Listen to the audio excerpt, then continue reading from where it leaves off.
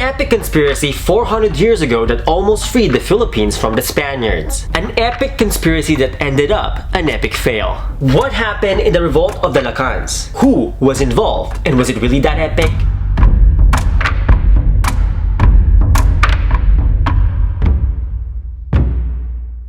Wait lang, if you would like to watch this video in Tagalog, you can check out the links up here or down below for the Tagalog version of this video. Now back to our topic.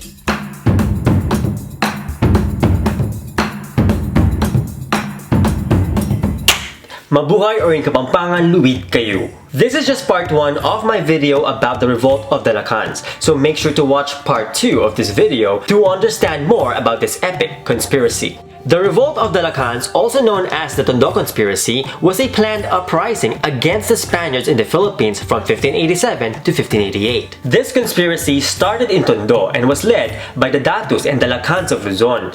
It was a conspiracy involving a wide variety of people from the present-day provinces of Pampanga, Bulacan, Batangas, Laguna, Mindoro, Palawan, and others.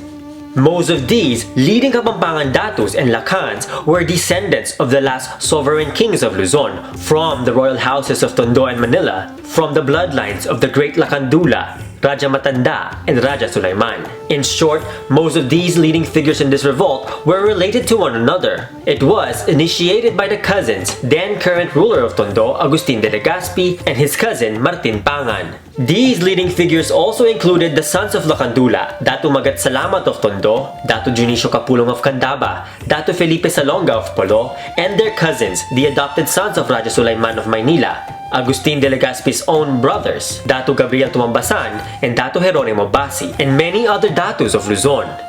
And this epic conspiracy also involved the Japanese to the north and the Sultanate of Brunei to the south. Through a Japanese sea captain whose Christian name was Juan Gallo, the Dátûs of Luzon sought the aid of the Japanese Empire in their attempt to drive out the Spaniards. It is worth noting that the pre-colonial Kapampangan kingdoms of Luzon and the Japanese have always had a strong connection, way before Europeans even reached either of the archipelagos. They enjoyed centuries of trading and political relationships that are often overlooked and forgotten in today's narrative of Philippine history. It was also important for the Dátûs and Lakans of Luzon to seek the aid and support of the Sultanate of Brunei. The 5th Sultan of Brunei, Bolkiah, one of the greatest kings to ever rule in Southeast Asia, was the maternal grandfather of my ancestors, the brothers Lakandúlâ of Tondo and Raja Matandá of Maynílâ, the last paramount kings of Luzon. And the Sultan of Brunei during this time was the 9th Sultan, Muhammad Hassan, who was also a grandson of Sultan Bolkiah. Intermarriages between the royal houses of Luzon, Sulu, and Brunei was pretty common up to this period. And so it was only natural for the Dátûs and Lakans of Luzon to seek the aid of their cousins, the rulers of what is now Brunei and Borneo.